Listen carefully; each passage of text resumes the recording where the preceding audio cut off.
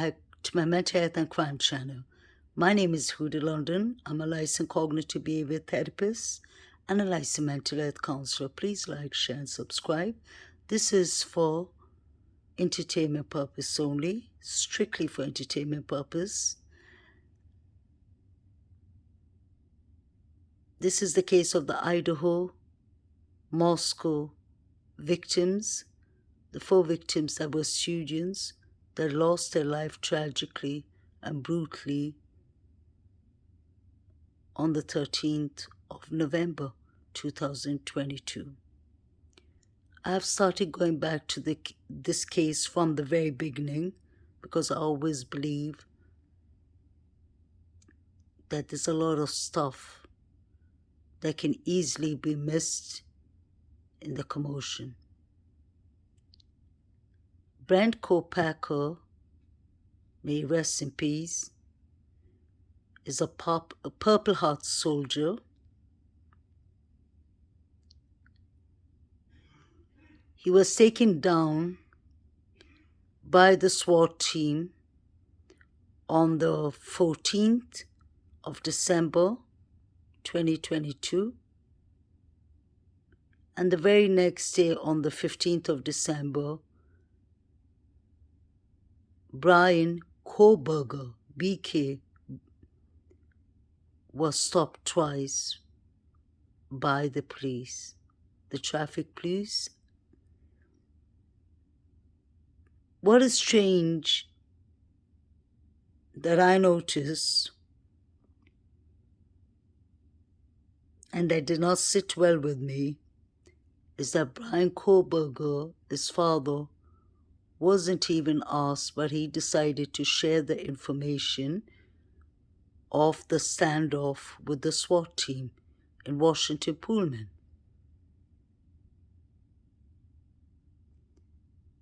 It could have just been a coincidence, or it could have just been an innocent talk, trying to make conversation with the police officer, but there could be something in it. Because Brent Kopacker just lived 7 minutes drive from Brian Koberger. I personally don't believe that Brian Koberger could have committed this crime by himself.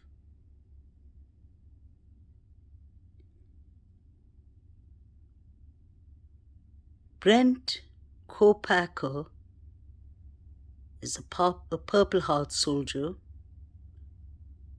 That is literally, with his background and his military background, he's an assassin, easily. So my question is, could it be possible that somebody rented him to do this horrible crime? And the reason that I say that is Brent Kopacker had the SWAT team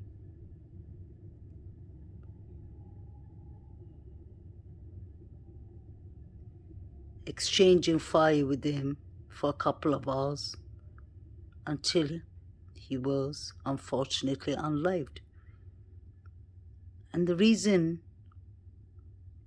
Washington Pullman officers, police officers, and the SWAT team was called in is because this man is very skilled. May he rest in peace. And the most important thing that I find personally a red flag, these 2 cases may have nothing to do with each other, or they may have everything to do with each other. Brent Kopacker had 2 women as hostage. That is the reason the SWAT team came. And the 2 roommates he had as hostage were 2 female victims who happened to be his roommates. I'm aware as a mental health counselor may he rest in peace, that he was struggling with PTSD. Being a soldier, you definitely end up having PTSD, especially witnessing so much in a war.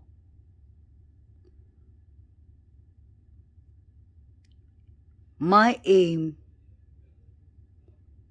and goal is to try and get justice for these four innocent victims. I believe a lot has been kept out. Many suspects or people of interest were cleared out quickly. That is not only my words. Those are the words of the parents of Kaylee Congalvis and the parents of Maddie Mogerson. Her mother said that clearly. And yes, I do agree with them. There was a lot of things going on in the start, and now I can clearly see pictures of Jack D, his face swollen and his eyes really swollen and small. He had band-aid on 3 of his fingers. I remember making a clip of that right at the beginning 8 months ago. So unless he had a fight before that night and his face was swollen and his fingers and hands look so swollen with band-aid, unless something else happened, it's questionable. And it's a fair question. The reason I say that is because Jack D was the one Kaylee Congalvis called 7 times before 2 a.m. And Maddie Mogerson called him thrice. And the murders didn't happen long after. We're aware of that. Jack D was allegedly sleeping. But wouldn't that be strange, because wasn't these people and the victims, may they rest in peace, in the corner club right up to 1 something? Up to 1 when they went to the food truck? Wouldn't it take time for Jack D to come home?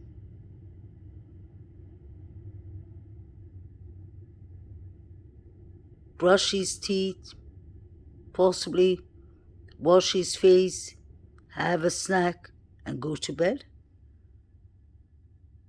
I find that a bit odd.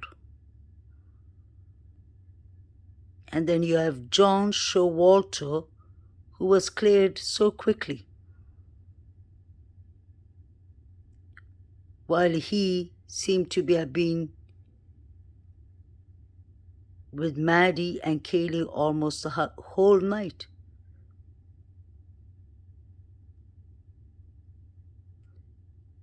This is what happened in the incident of Brent Kopacker, may rest in peace. Tonight, students are back in their dorms after being evacuated in the middle of the night last night. They were woken up in the middle of the night because of a nearby crime scene. KREM 2 has actually been at the Palouse and on the Palouse since 6 o'clock this morning, covering this breaking news. Janelle Finch is picking up our coverage now with reaction from students tonight. Janelle? I've been in Pullman for hours, keeping a close watch on the crime scene just below me. Earlier today, we weren't exactly sure what apartment the situation happened in, but now in the dark of night, only one apartment on the 3rd floor is shining bright. So we can potentially assume that that is where the situation happened. And as you can see, there is still crime tape up here at the scene, just hours after police shot and killed a man during a SWAT standoff. Wednesday night, WSU students living near campus say they were preparing for their last day of finals. We had been finishing final papers in my apartment. We finished around, they were due at midnight, right? Midnight, yeah. So we finished around midnight. We were leaving to go get food. But when university students Kylie Canyon Brewer and Madison Barbon walked out the door, they ran into an unexpected situation. We walked out. She walked out first. There was just a ton of people in the hallway, cops. Pullman police responded to their neighbor's apartment at the complex just off of Stadium Way around 8:40 p.m. According to Pullman police, a man in his 30s was threatening to kill his two roommates.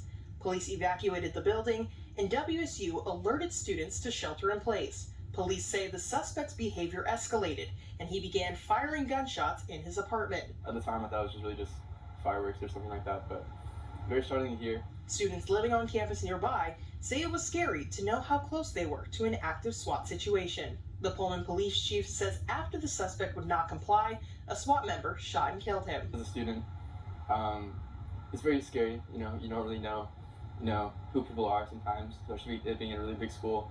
So you never really know if you're close to danger or, where the safe places are on campus. So it's very startling and very scary for sure. An hour and a half after the university told students to shelter in place, they were told the situation was all clear. Still, students say they can't help but think about recent crimes on the Palouse, including last month's Idaho murders. It's very scary to, the reality of what's going on right now. Pullman police say Washington State Patrol is taking over further investigation and communication. The SWAT team and Brent Kopacker had the shootout for a couple of hours.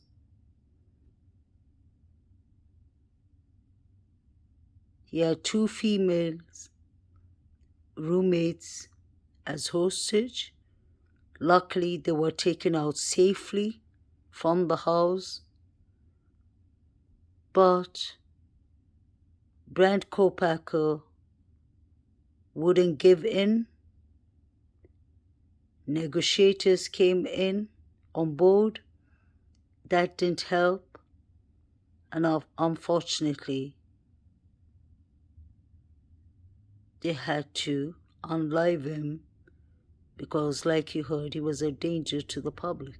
We heard from Pullman police, who explained to us, gave us a little bit more of a timeline of events as far as what happened here. So they told us around 8:37 last night, they received a phone call from some people who lived in an apartment complex not too far from where we are. Right now, we're at Stadium in Maine here, just right across from WSU's campus.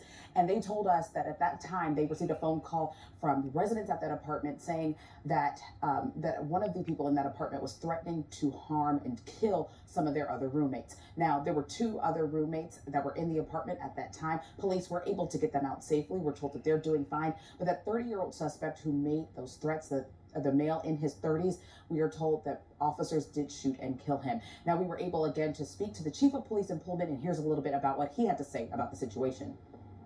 His escalating behavior and a continued danger to the public and others, the male was shot by a member of the Whitman County Regional SWAT team. The suspect was found deceased when the Whitman County Regional SWAT team cleared the apartment. Now, there is still a heavy police presence here in the area.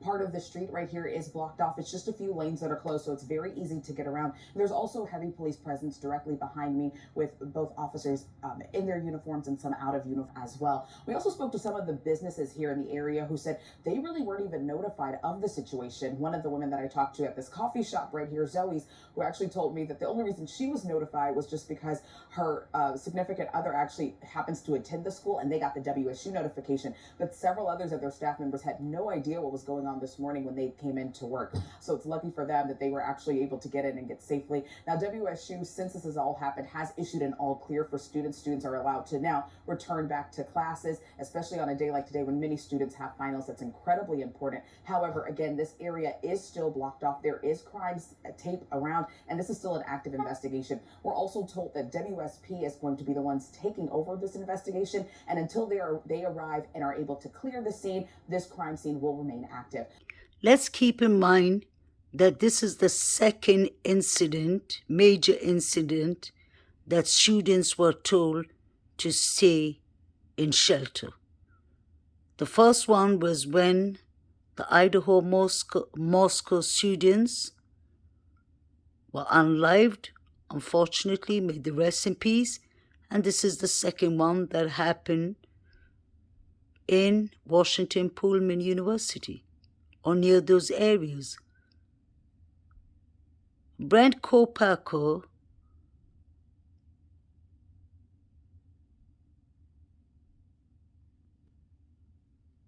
held two women as hostage, two roommates. I find that very interesting. And we have 4 college students, young college students, who were unalived on the 13th of November.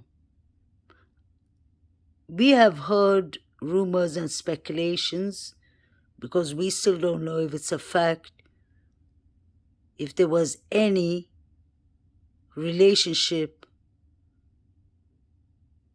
or if Brent Kopaker, may he rest in peace, and Brian Christopher Koberger knew each other at all. But the chances, the stakes are high. They don't live far from each other. And Brent Kopaker held two students as hostage. So that shows a bit of his threatening behavior. Although he's a military man, a Purple Heart soldier, may he rest in peace, questions need to be asked. Because those 4 innocent victims deserve justice. I don't believe personally in coincidence. Coincidence happens, but not a major coincidence like this. Within a month's period, there was 2 major incidents. And right after this incident with Brent Kopaker and the SWAT team, Brian Christopher Koberger was stopped twice on his way to Pennsylvania with his father. And his father's the one who mentioned this. Why would his father feel it necessary to mention it? Was he trying to make a conversation with the police officer?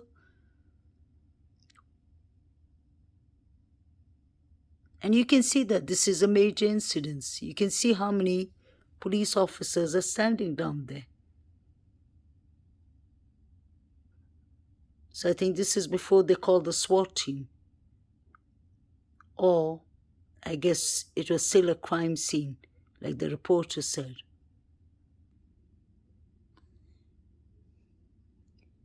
It states clearly here that this happened on the 15th of December.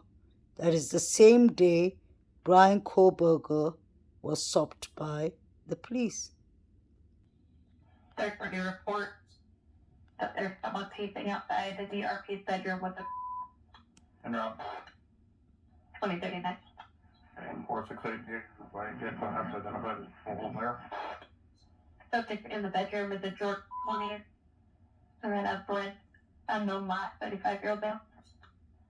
And which one? What way other? First of Brent is outside the bedroom. Possibly. He's having clear the other caller. However. 2040. Where's that text here in traffic? 2041.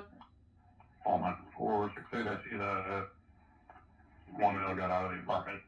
You know where they contacted you on here, you can get up there, move the boys away from the building. I'll call back. Clear direction. And this report came on Washington Pullman. Is breaking news the next day. They declared it to be a major incident. I really wonder if these 2 cases can be related,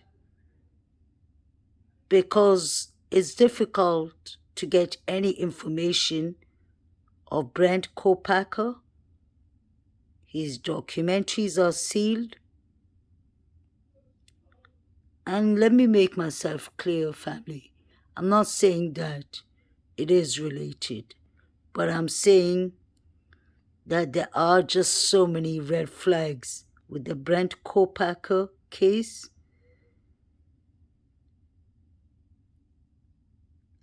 And as a mental health counselor, I'm just looking into not only the behaviors, but the pattern.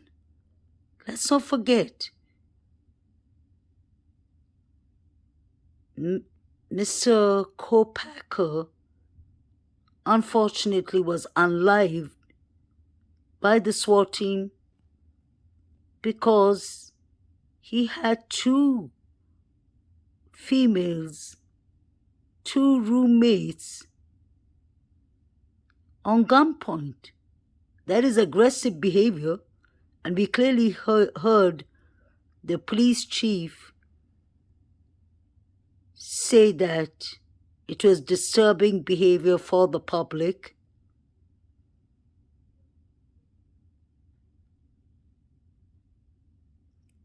News this morning, a lot to get to. The big story right now is what's happening in Pullman. This morning we've learned that a man is dead after a standoff next to WSU's campus. Channing Curtis is in Pullman right now. Channing, what information do you have for us this morning?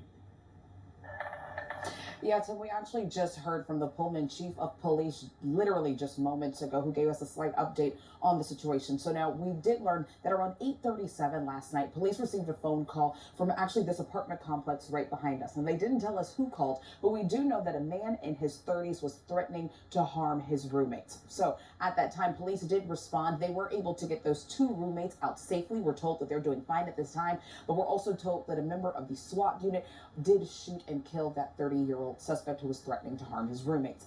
Now, again, police have told us that this is the early stages of the investigation, so they are continuing to work. And again, this is a very active scene behind me right now. While we just got here at this area, we saw another couple of police cars who pulled up from Pullman Police, but we're also told that Washington State Police are actually on their way as well. They're the ones who actually have to clear this scene. As you can see, there's still a lot of crime tape, and this section of the street right near Stadium Way is still closed off. Traffic is being slightly rerouted, but it's not a major impact to traffic in the area just yet. There's just a few lanes that are closed, and people are taking the slight detour in the area as well. So now we're going to continue gathering more information for you all and try and speak to some students here who are impacted, because of course this is late in the semester. I'm sure a lot of people have finals and those late classes to get to, or early classes rather, to get to this morning. So we're going to continue gathering the latest information, and we'll share that with you all morning long here on up.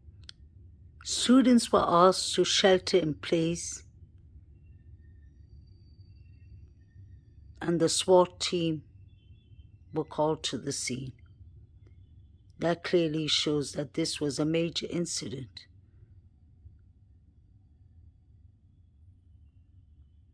Brent Kopacker was acting extremely dangerously and recklessly because he had two of his roommates as hostage. So if somebody is capable of doing that, I wonder if he could have been capable of other serious events. And I find it very fascinating that they sealed down his file.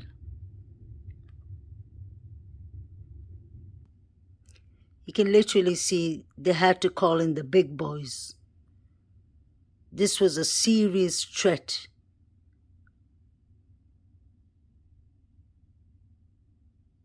And this lasted for a couple of hours. Brent Kopacker didn't want to give up the fight. He was shooting back at the officers. This is a very skilled, trained officer. May he rest in peace. And to be honest, if Brent Kopacker was involved in the Idaho students' murders, I wouldn't be surprised, because that would make more sense with why the killings, unfortunately, happened so quickly. He's used to using all kind of knives, weapons.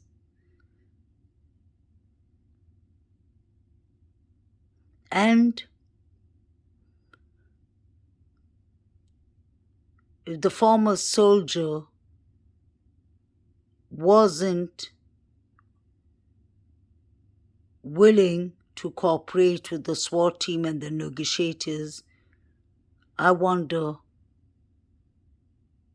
how his mental state was at that time, since he suffered of PTSD, and it's possible he could have been suffering of other mental health illnesses too.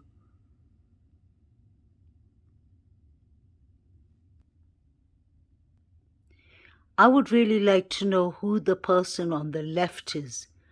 The person on the right is clearly Jack John Showalter. He was the guy walking with Maddie and Kaylee Congalvis an hour, 2 hours before they died.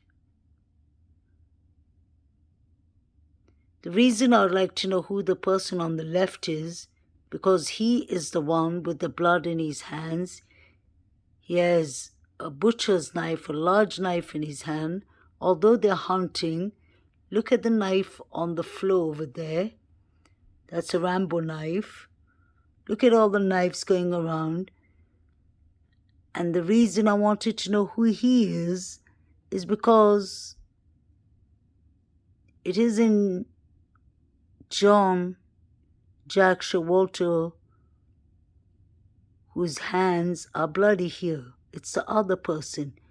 So I believe he's quite skilled in what he does in hunting. And once these people are hunting and playing around with knives and machetes, I wonder if there were other people involved. Since it took 8 hours to call 911 and allegedly believed that there was someone unconscious. How could that happen? It was a bloody crime scene. How could somebody be unconscious?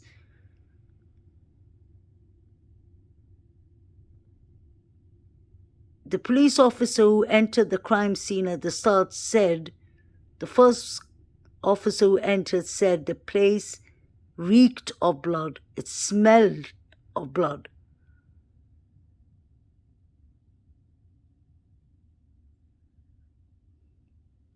And look at the scene over here. Were these people practicing for something else? Look at how proud Jack is with his thumbs up. Wasn't there a dog that was skinned like a fillet? Hate to say that, but that was what was said in the news. 1 week before the horrific murders. All these students need to be checked. This is my personal opinion, and there's every grounds to that. I really want to know what that guy with his hands towards Maddie's mouth puts in Maddie's mouth. It is something white that he goes and he gets from the people behind him. The police need to check at that properly. How could they have ruled out all these people when they're allegedly putting something in Maddie's mouth? And when they did that, you can go back and check. Kaylee was distracted by those girls. So Kaylee did not see it happening till later. Did these people do something to Maddie that it was impossible for her to defend herself, the poor girl? There you see him putting it in her mouth. And you can see the guy with the sleeveless t-shirt on a freezing winter day, dressed like he's going to the beach, just looking at Maddie when he puts whatever it is he puts in Maddie's mouth. but most likely we know what it is. It's something white and small. Look at the guy in the hoodie behind. He has number 9 too, and the guy who's putting the stuff in Maddie's mouth has number 9. There are 2 number 9s the police need to be looking at. They all are involved. Look at these people. So Idaho Moscow, please let us know what was going on exactly in the food grub truck or the grub food truck. Even this guy with the cap and his girlfriend, the more you look at this whole video clip properly, you will see that them and Joe, this large guy, know something. And Joe lied. Joe, if you're hearing me, I've analyzed your complete video and I think the police need to do a thorough job on it. You lied and you said that you have never met John Showalter. You all kept on giving each other signals. And you said you found it strange that that guy was without a sleeveless t-shirt, so you were making fun of him. No, I could see you all giving signals to each other. So tell us exactly what happened to these poor students. Believe me when I say 85% of the people in the grub truck video are all involved or knew what was going on. And then you have Elon Musk. Elon Harsh, the neighbor, who just appears from nowhere and collects food. He didn't mention that in his interview. And I wonder why Ann Taylor, BK's attorney, subpoenaed him at the start, and then he said later on she told him, you're off the hook.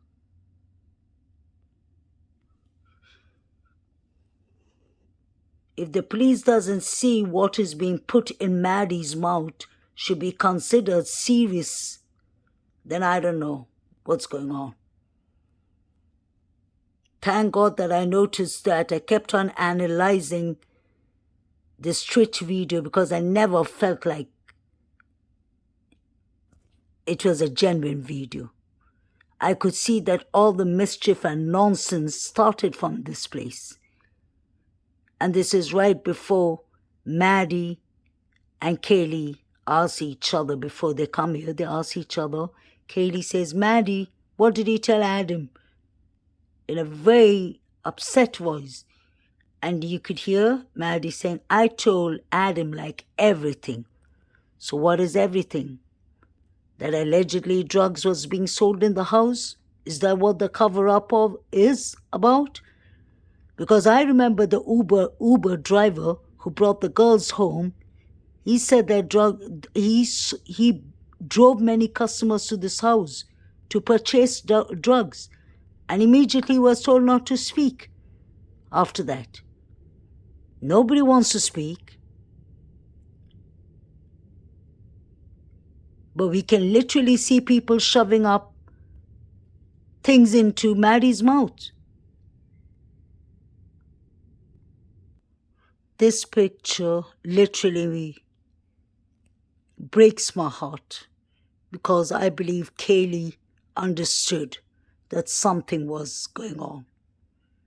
She's looking at the other direction, and when something was put up in Maddie's mouth, Kaylee wasn't there.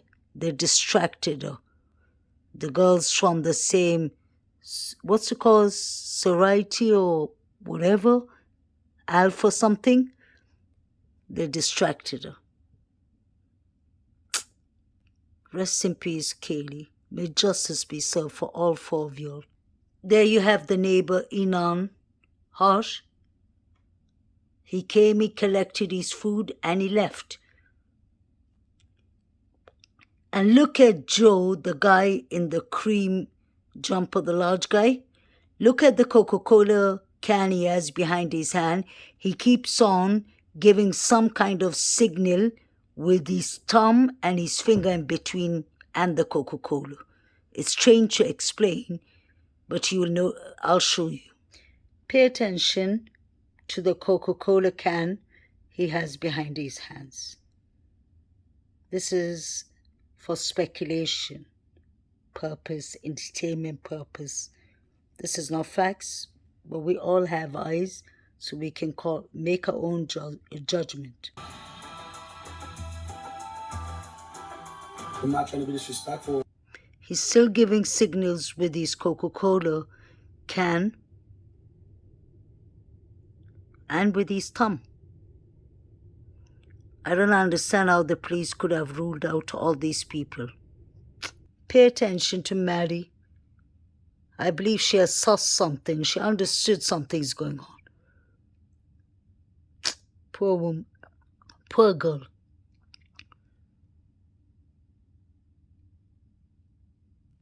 Look at that woman.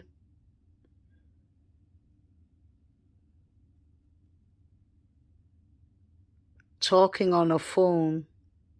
Or maybe she has a Apple Watch on.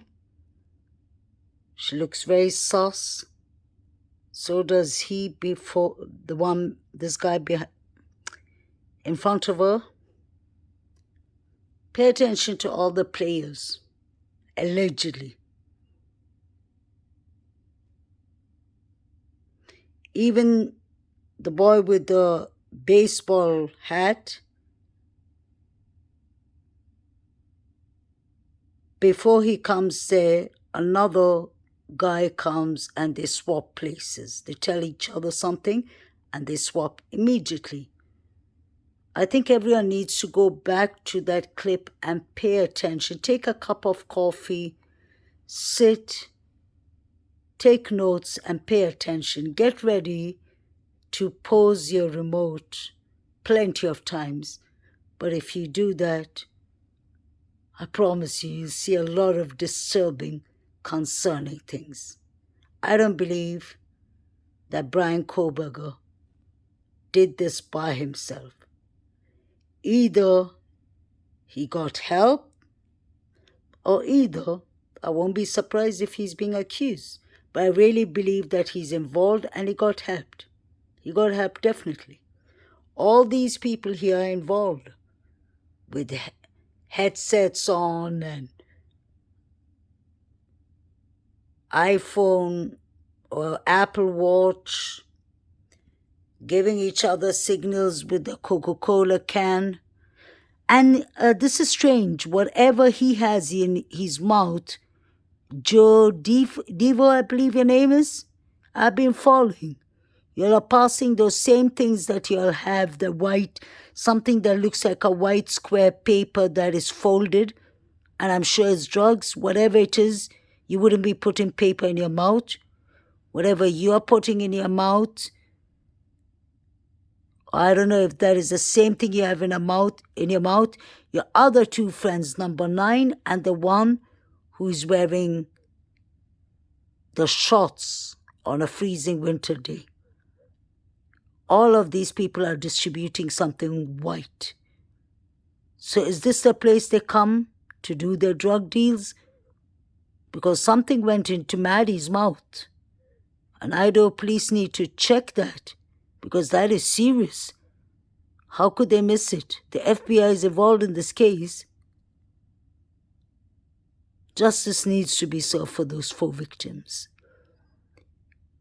And guys, this is for speculation, entertainment, strictly entertainment purpose only.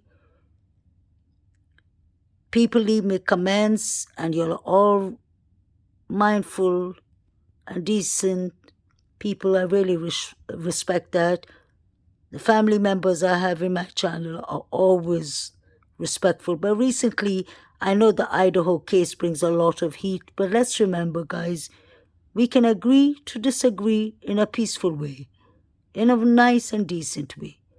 Nobody's right or nobody's wrong, because we still don't know the truth. And we all are here for the same aim. 4 innocent victims, youngsters, lost their life. They deserve justice.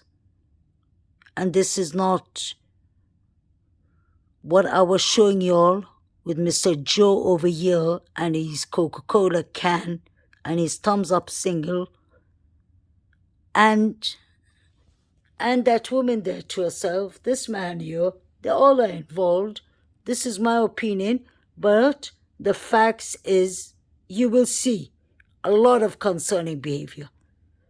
And it isn't my speculation that something is put in Maddie's mouth. That is a fact. So you can go back to the beginning and watch where the guy number 9, I call him number 9. There are 2 number 9s, but the one who's wearing the half sleeve shirt, not the one with the complete sleeveless shirt. You see he goes to the side, brings out something from somebody else, gives him in his hand, then he comes running. He tries to dodge around the camera. This guy Joe is following him and these 2 people. So if you'll ever watch my clip, all these people from Idaho, Moscow was in the food club, just go and own up to the police what was put in Maddie's mouth. Because that could have been part of the reason that she couldn't have defended herself or didn't wake up when these horrific murders happen. I can see Kaylee is quite sober, may she rest in peace, and may Maddie rest in peace, and Xana and Ethan. And by me mentioning that Kaylee was sober is because Kaylee did not like whatever was happening here, and Kaylee did not like the drugs being put or whatever being put in Maddie's mouth. You could see from her reaction that she didn't see it coming, and one of those alpha girls or somebody distracted her. Please like, share, and subscribe. And please like, share, and subscribe to True Crime Design. I believe she has an excellent channel. And I use these pictures and this clip, a bit of this clip from her, so that I could get my purpose across. I used it for fair use purpose. True Crime Design, thank you for the beautiful work you did, and you always do, and all the other creators. But I really love this clip because this clip is more, your clip is a full clip where you play it in slow motion. So with your help, I managed to analyze these things that I don't know how it could have been missed. And it wasn't food that was put in Maddie's mouth. Look at how they all are looking at Maddie and Kaylee. This was all planned, allegedly. Please like, share, and subscribe.